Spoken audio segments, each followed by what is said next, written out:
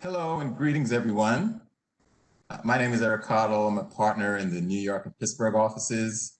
But today I'm proudly coming forth to you as a member of the firm-wide Diversity Committee. And on behalf of my colleagues on the firm-wide Diversity Committee, we are pleased to present our fourth speaker in our speaker series on race, Chief Justice Cheri Beasley. Justice Beasley will be introduced shortly by our colleague, Petal Reddick out of our Raleigh office. But before we begin with the program today, I wanted to make some brief remarks to take a couple of minutes, to highlight the many achievements and initiatives that our firm has undertaken to acknowledge the impacts of institutional racism in our society and to address the concerns of our Black colleagues and our other diverse colleagues, also our allies and our supporters. Well, starting with hosting these conversations, which focus on the historical subjugation of Black people in America and some of the lingering effects of systemic racism. I'm pleased to announce that this series will continue as an ongoing conversation, thanks to the committee speakers committee as well. And just as an example, this past Saturday, I attended a forum for first-year students, a job fair. And when I asked one of the students, hey, do you know anything about K&L Gates? She told me, I know, and I've reviewed some of your speaker series, and I thought they were really great. A couple of my in-house friends as well mentioned that they love and are so proud of the firm for taking on these challenging discussions. Reflecting on what we've learned and shared, we've prepared guidelines for further discussion of what we've learned, and the feedback has been very positive from these guidelines. One of the things that we've launched recently was a pro bono initiative called the K&L Gates Equal Justice, K&L Gates for Equal Justice. This is a joint endeavor with our pro bono and diversity committee. The mission is centered around voting rights, criminal justice reform, and equal justice for Indigenous people. Well over 250 attorneys have started to work on these initiatives. And this is something that we're very proud to have started. One area that we're working on well is recruiting and reassessing our approach to hiring at all levels to ensure that recruiting practice reflects our community and our commitment to equality, diversity, and inclusion. We're rolling out mandatory interviewer training for all lawyers responsible for interviewing entry-level and lawyers. And the goal with this program is to minimize bias during the interviewing process. Stay interview pilot program has also been initiated. And the focus of this program is learning what the firm can do to help our associates remain engaged and integrated within the firm. We want to ID any potential issues that could affect their decision to leave the firm and address those issues before they do.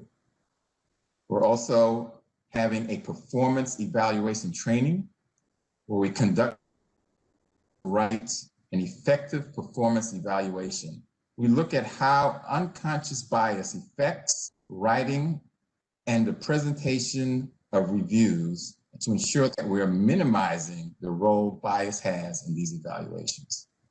We're also partnering with a lot of our partners, our clients in these initiatives as well. So as you can see, many of our colleagues around the globe are contributing to the important work of the firm. And we're doing many things to address issues. Obviously, much more needs to be done, but we're really off to a good start. So we welcome you to continue to engage in these challenging discussions and to get involved in any efforts that inspires you. And with that, I want to thank you for your time and attention. So let's get started with the program, and I'm going to pass it over to Patel. Thank you, Eric. Good afternoon, everyone, and good morning to those joining us on the West Coast. I am Petal Monroe Reddick, a fifth-year associate in the Raleigh office, and I want to thank you for tuning in today for this fourth installment of the Conversations About Race series, brought to you by the firm-wide Diversity Committee. Without further ado, I would like to introduce you all to our very special guest. Chief Justice Cheri Beasley is one of only 4 African-American female Chief Justices in U.S. history. That historical fact led me to do further research to share with you all today. And I stumbled across a phrase called the gavel gap. That is, America's courts struggle to represent the demographic of those they serve. Despite the increasing gender and racial diversity of lawyers across the country, no state has a bench that reflects its population. This gavel gap is troubling because we recognize that diversity is essential to a properly functioning judiciary. State court judges hear 95% of all cases, making decisions affecting almost every aspect of our lives. A court that reflects a variety of backgrounds brings a wider array of experiences and perspectives to bear in its decision-making, and it instills confidence that the judicial system is fair and open to all. Women, who make up half of the US population, hold less than 1/3 of judgeships on state benches. In terms of racial and ethnic diversity, the numbers paint an even bleaker picture.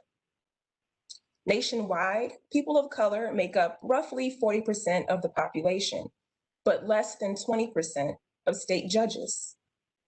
And only 8% of state judges are women of color.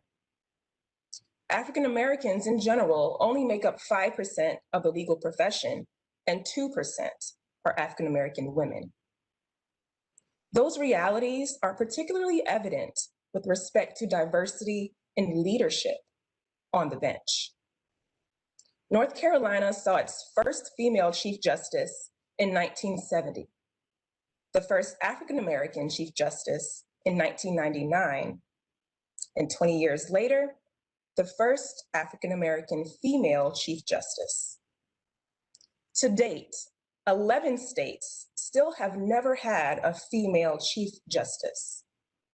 And of the 18 women currently holding this prestigious position, only 2 are African American women Chief Justices. And today, it gives me great pleasure to introduce you all to one of a living legend among us, not only here in North Carolina, but nationwide. Ladies and gentlemen, Chief Justice Cheri Beasley. Welcome. Thank you for joining us today. Thank you, Petal. Good to be here. Thank you. First, I want to start off with, before I dive into my questions, my connection with you, just to give you guys a background. So at the end of my summer program here at Kano Gates, I was a Rising 3L summer 2014. I reached out to Chief Justice's campaign. At that time, she was Justice Cheri Beasley, running for re-election. And I reached out to her campaign because I wanted to volunteer. She was this, phenomenal woman. I was so inspired by her and I wanted to help her. And so I reached out, I got a meeting with her, I went to her chambers. I was so nervous walking in as a law student, but I sat down with her and she made me feel so comfortable. And she allowed me to, volunteer on her campaign. And so the first event, we attended Shaw University, HBCU here in Raleigh. And the second event was another event in Laurinburg, North Carolina, a small country town in North Carolina. And that was a 2-hour drive from Raleigh. And Chief Justice Beasley asked little old me to drive her on her car to Laurinburg, 2-hour drive. And let me tell you, I was so nervous. I was on 10 on 2 the whole time, trying to go the speed limit because I wasn't going to embarrass myself with the judge right next to me. So that 2-hour drive down there to Laurinburg was great. It was like a girls' trip, a road trip, and we talked. We had a great conversation. And she gave me some great advice about being a lawyer in a great firm and being able to, do it all and have it all. Because at that time, I didn't think I could.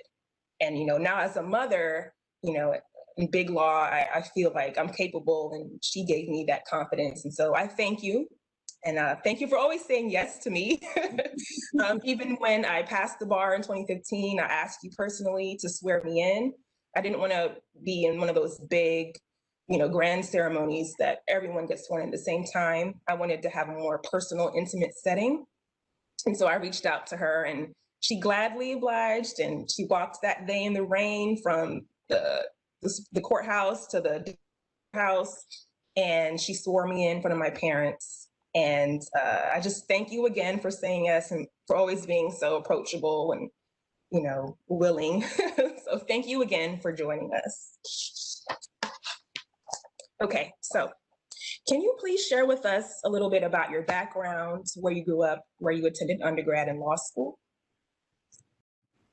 Well, I grew up in Nashville, Tennessee, and I attended Douglas College of Rutgers University for undergrad. At the time, it was the largest women's college in the nation. My majors were economics and political science. I had minors in accounting and finance. And I thought I was going to go to law school in North Carolina, but I ended up at the University of Tennessee College of Law. And 2 years ago, I received my LLM from Duke University. I came to North Carolina and practiced some corporate law in a few corporations. There was Burroughs Wellcome back then, that's now GlaxoSmithKline, and then Glaxo. And then I went to the DA's office in Wake County, Raleigh, for a little bit of time, the public defender's office in Fayetteville, which is about an hour and 15 minutes from Raleigh. I was there for 5 years. I became a trial court judge in 1999 and served there for 10 years.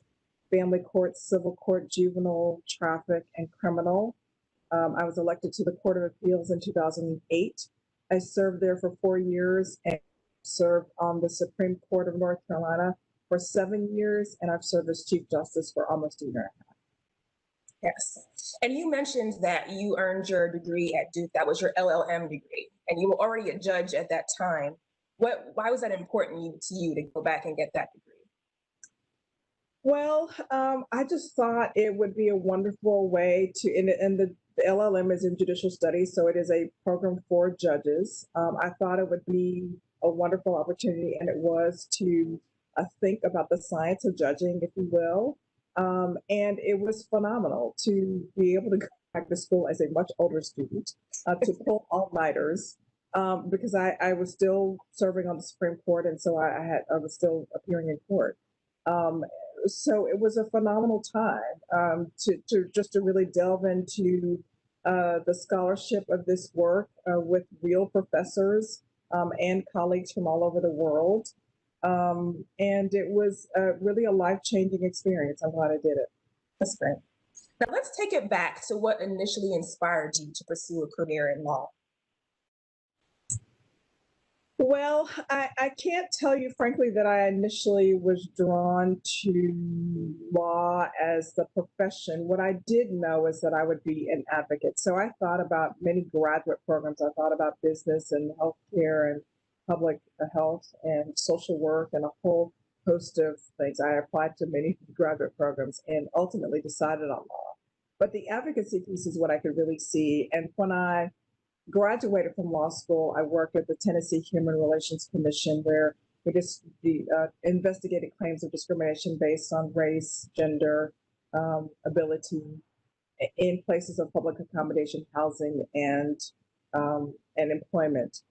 And I think it was probably there that sealed the deal, that I could really see myself in law school, and I could see myself and my utility in practicing law. Was it always your end goal to become a judge? What made you decide to serve on the bench? It was not my end goal to become a judge. I grew up in a very upper middle class family in Nashville, Tennessee, and had, college graduates throughout all my family.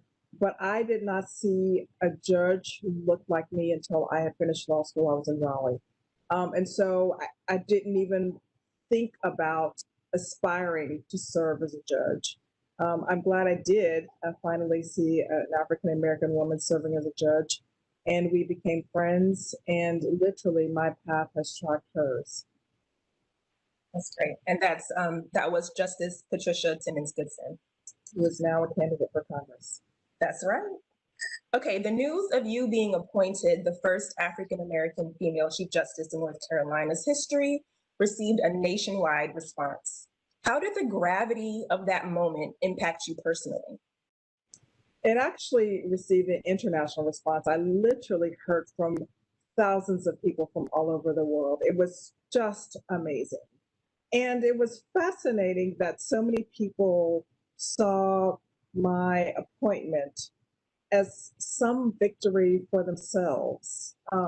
Just the warmest greetings of congratulations from people all over the world who really were just so excited. If I were an adult by the time I saw an African-American woman serving as judge, there are lots of places in this country and around the world who've never seen an African-American woman in service. As you mentioned, there have only been 4 African-American women to serve as Chief Justice in the nation, and you also mentioned that there are currently only 2 of us. The other, Chief Justice Burnett Johnson, will retire in December. So I am hopeful, for a host of reasons, that I will be successful in my election in November. But I also know that it's important that in 2020 and 2021, that there should be at least one African-American woman serving as a Chief Justice somewhere. Were there any outside pressures you may have felt, or maybe internal pressures you may have put on yourself when you assumed this position? Yes, both. And I think so much of that just has to do with wanting to do a good job, to appreciate the gravity. I mean, I lead the entire judicial branch of government in addition to leading the Supreme Court of North Carolina. Little did we all know that we would be in the midst of a pandemic, all of which has been compounded by heightened racial tensions in North Carolina and around the nation and the world. And to be thinking about not just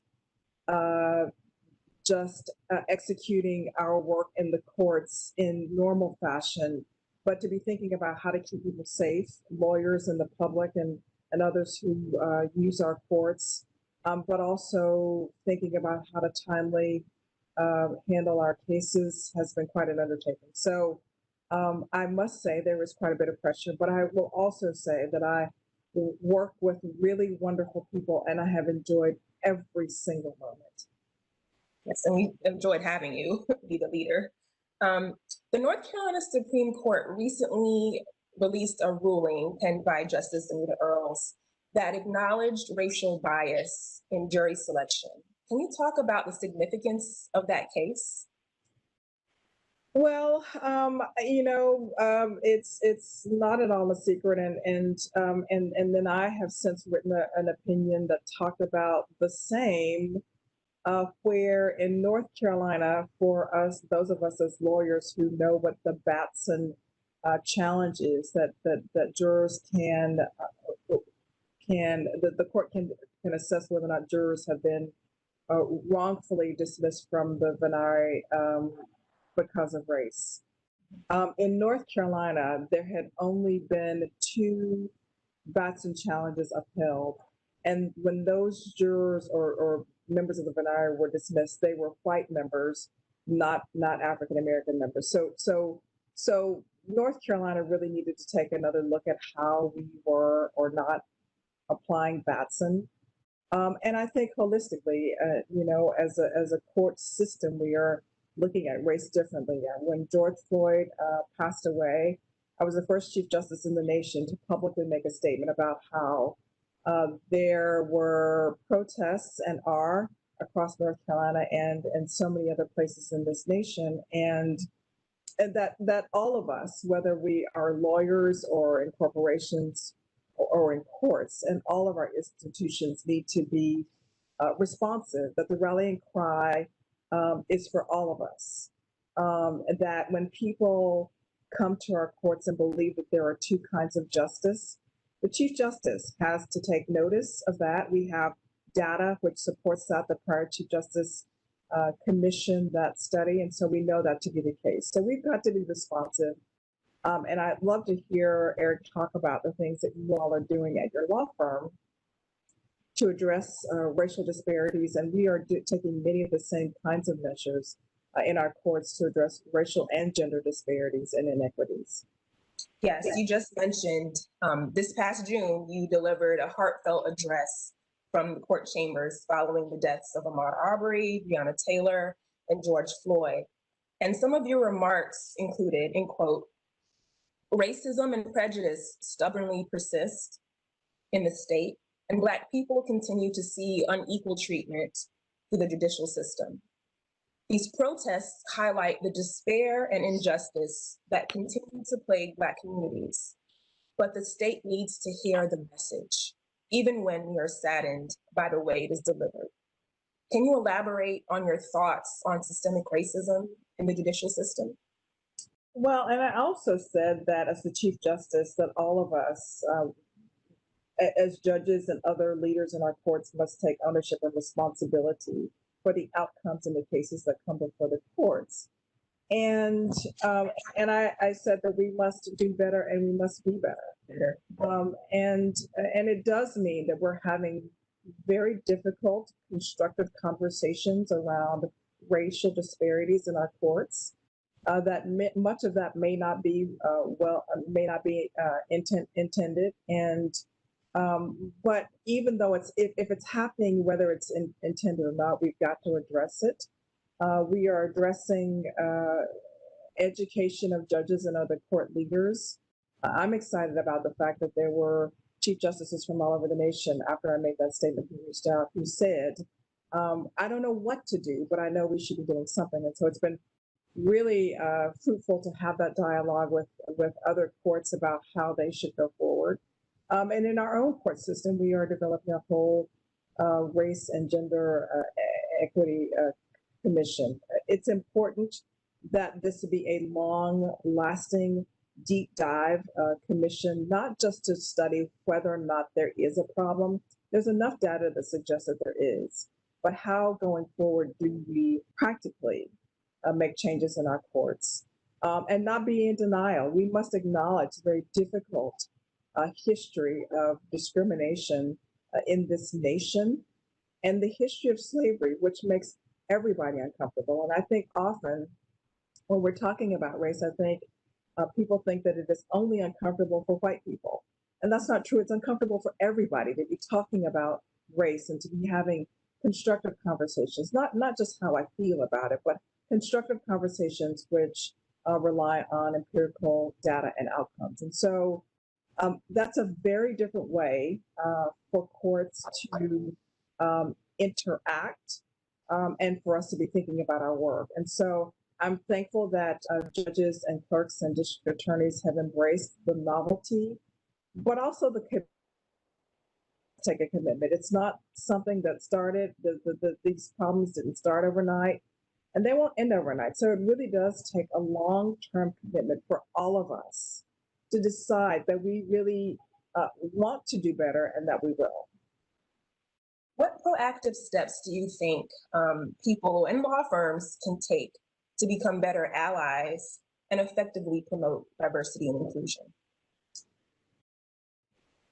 Well, you talked some about I think it was Eric who actually talked about some of the programs and pro bono opportunities. And I think that's hugely important in thinking about how best to serve communities. But I also think it's important to be mindful that as you talk about there being 5% of lawyers in this nation who are of color, that there are even fewer women who are partners in big law, and certainly fewer women of color who are partners in big law. And so I think it's really important for, as we're talking about having constructive conversations, that in the very same way that other people are identified as those who will be great partners, and they're identified early on, and that process of shaping lawyers as not just lawyers, but also as business people, as you think about the longevity of the firms, African-American lawyers have to be brought into the fold. And it really is more than having a mentor. It really is firms deciding that they value the contributions of African American lawyers and other lawyers of color, and that value translates to more than just what lawyers can bring to a particular case, but how those lawyers bring value to the worth of the firm. And that for all of us, that's a cultural shift, and all of us have to be committed to doing that. So I'm excited about the conversations that I'm having with partners of large law firms now about their commitment, that they just hadn't seen it that way, that they have an obligation to know more, to know better, like we all do. And I'm comfortable with having I'm comfortably uncomfortable or uncomfortably comfortable having conversations with people, all of us who are just trying to do better and who may not know how best to go forward, but who have committed themselves to truly diversifying firms. And it's been beautiful to see just since March of this year, and I could literally list lawyers and firms who have made seismic shifts in not just the makeup of the firms by the number of associates that they brought in, but the makeup of firms and the lawyers who have committed, practically, where you can tangibly see the commitment to bringing African American lawyers into partnership is just really, really beautiful. Yes, I agree. In that same vein, what role do you think a judge should have on the issue of diversity and inclusion in the legal profession? Well, I think, what traditionally happens is that we look to people who are in our circles for the next appointment to the commission or to the appointment to the committee, or it's the person who has led the last 4 efforts who's tapped for the 5th effort. And certainly they're going to be great. They always are, because they've got a wealth of experience. People value them and respect them, and I certainly understand that. But I also understand that it's absolutely impossible for other folks to diverse communities to have experiences if they are not also offered the same opportunities to lead in a host of ways. And so I think judges and other court leaders have the obligation to make sure that that's happening. And it's not just for the sake of diversity. All of us are more enriched. Our work is more enriched. Our service is more enriched when we are diverse in our work, and when we offer diverse perspectives, and when the leadership and the staff and everybody who makes up an organization looks more like the people who we live around. That's hugely important. And it's also important in instilling trust and confidence in our systems, in our courts, and our law firms. And as lawyers, we're often grappling with the public's perception of who we are and how we administer our services. And so it's just so important to be able to be truly inclusive outside of just starting programs around diversity and inclusion. Right.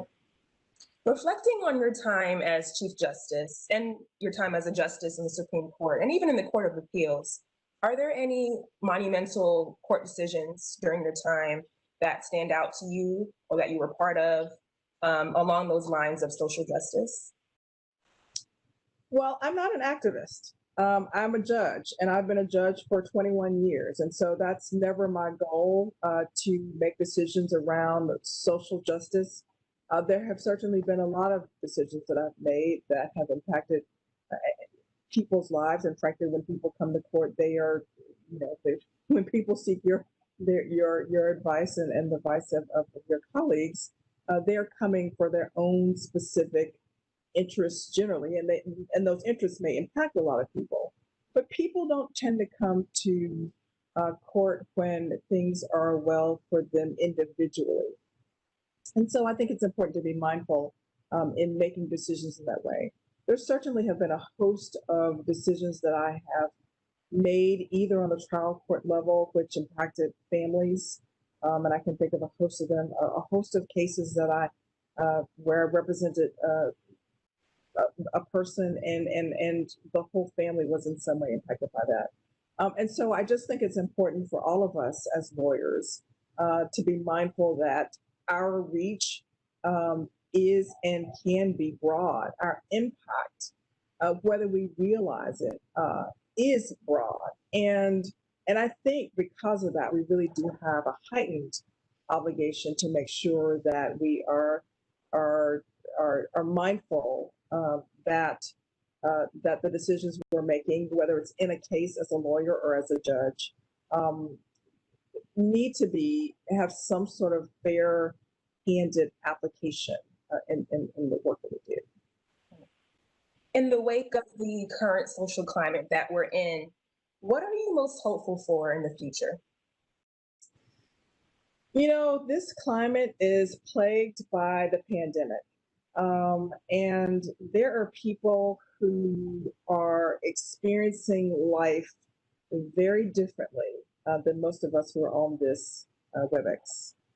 There are people who are greatly challenged by this pandemic, and heightened racial tensions truly have compounded that. For a lot of people who live in our communities, these events have been life-altering and have had some really moving and dire consequences. With that said, hope really comes through challenges. Hope comes because of challenges. When people come to lawyers differently, they are coming to you differently because they have different problems because of this pandemic. And they see hope in the work that you do, but the good times and the hopeful times really don't come until we've been tested as lawyers, until we've been tested as people, until we've been tested as community members, to push ourselves to be better, to push ourselves to come together in ways that we never thought that we could. And what we always find through the course and over the ages is that we always come out better and stronger on the other side. How can we not be hopeful around that? You mentioned the social climate that we're in, how it's compounded with the pandemic. It's as if COVID-19 and racial injustice is two pandemics that many people of color are facing. And I think back to your remarks when you gave that address in June, and you kind of teared up when you mentioned your two twin boys who were in college. I want to go back to that moment and how you were feeling when you discussed them and any of the fears you had of being a mother of two Black boys. Well, and for me, it's not just them.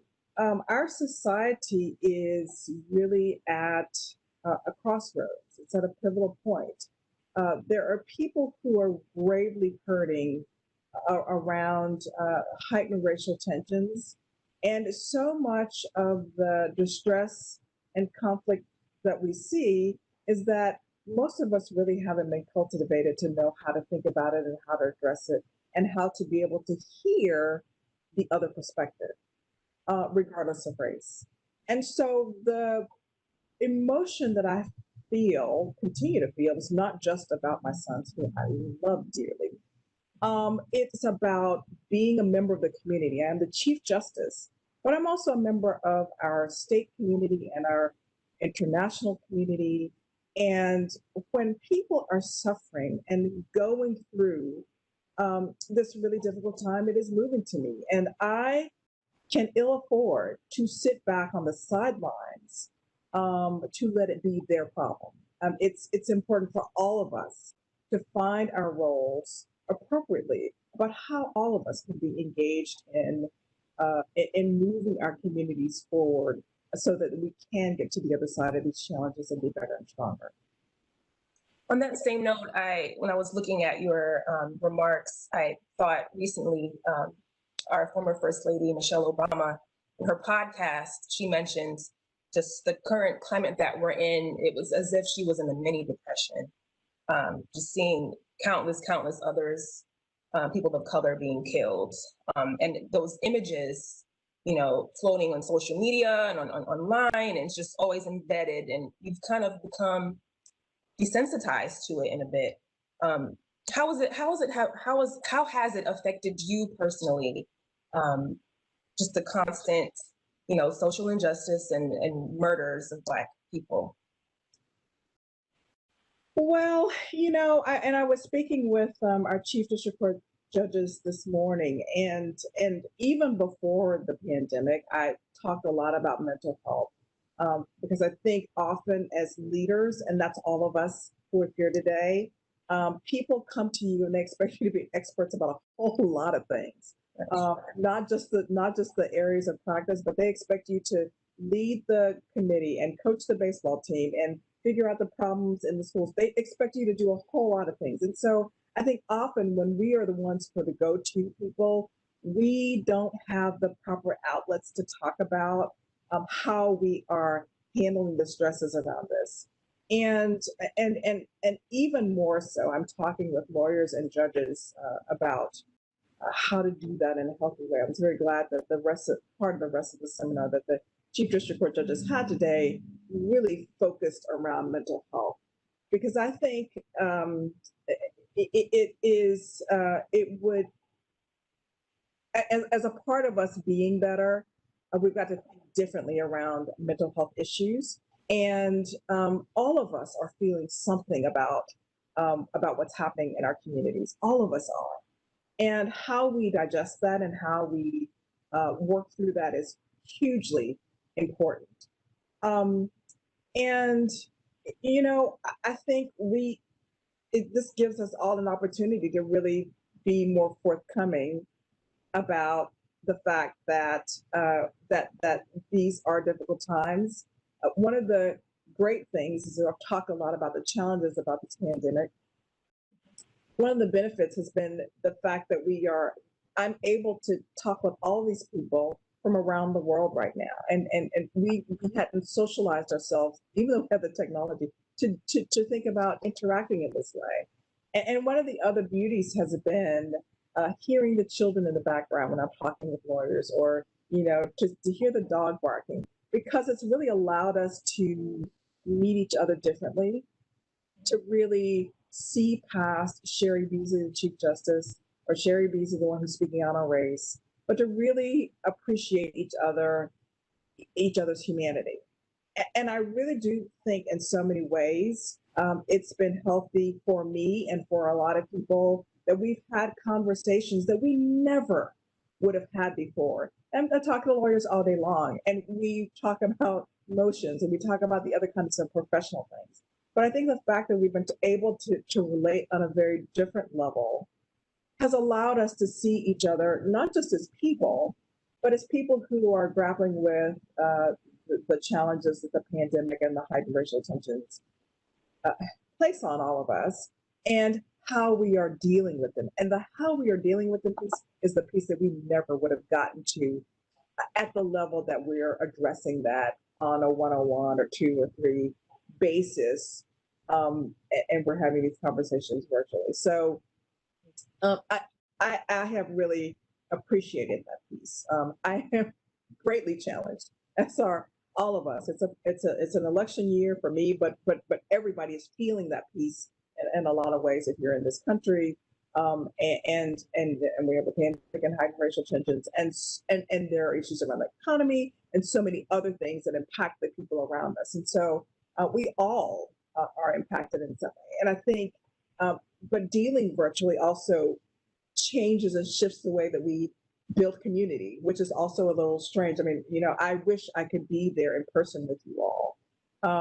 And so I think we have to acknowledge the fact that this doesn't feel nearly as great, but how we build and shape communities around virtual communities and those who are in our pandemic circles and all that is hugely important right now. Yeah, you kind of touched on, I guess, the silver lining and all that is 2020.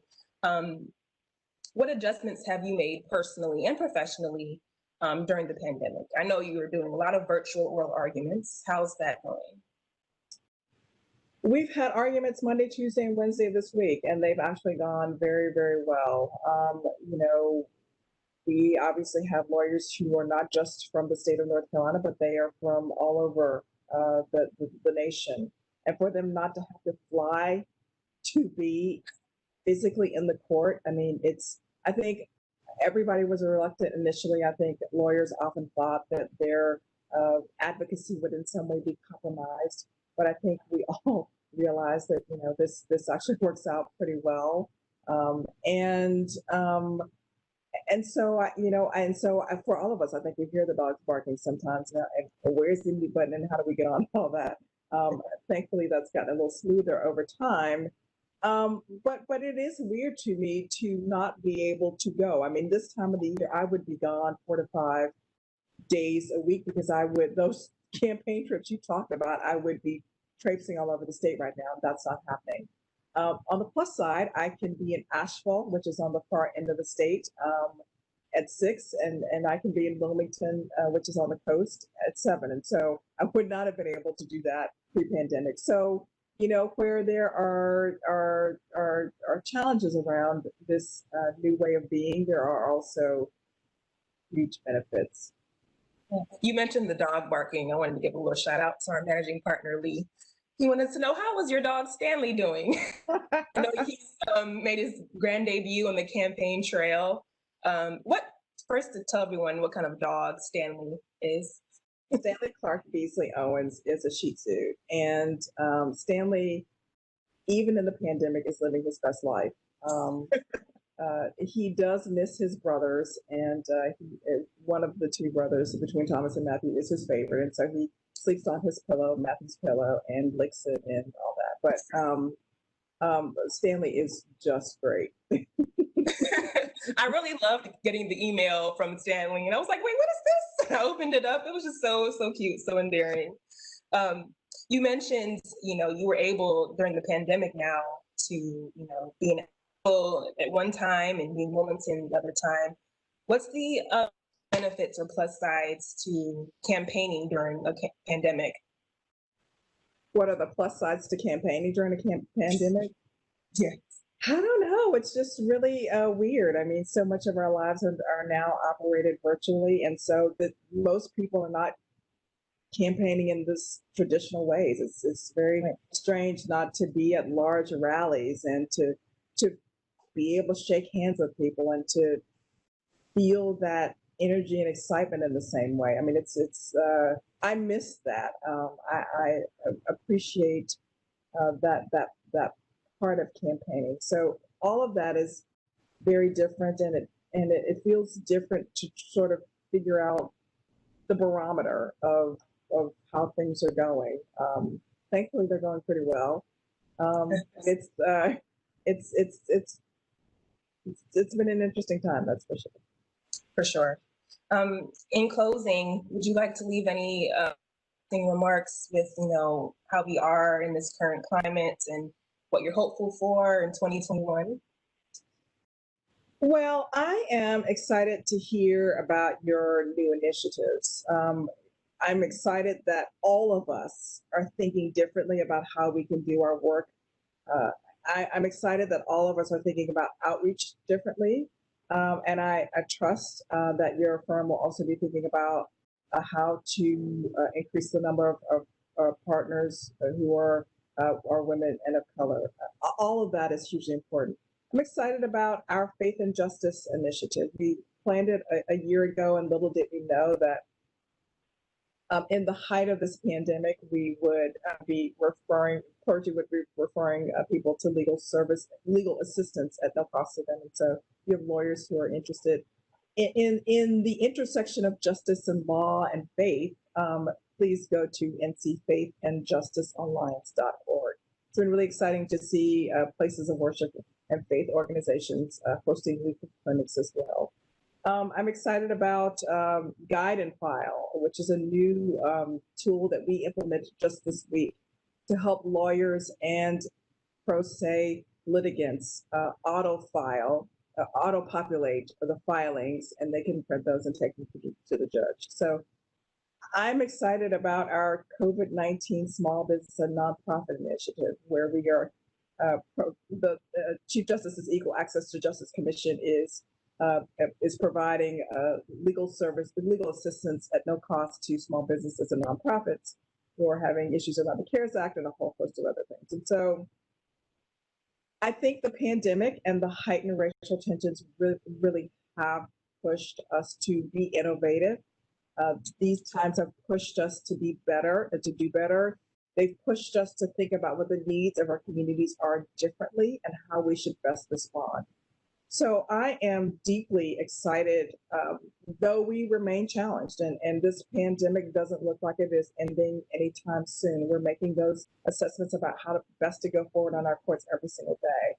But I just really am excited about how all of us are coming together to have tough conversations, constructive ones, and to commit ourselves to do better and to be better. And the fact that everybody is here today is a great testament to all of us moving forward, even when we don't know how best to do that.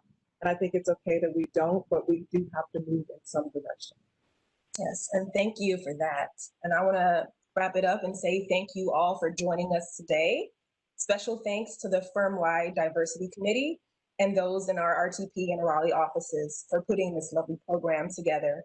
And most importantly, thank you, Chief Justice Beasley, for taking the time out of your busy day, your busy schedule to participate in this conversation. So thank you. It's so lovely to see you again. It's good to see you. Thank you.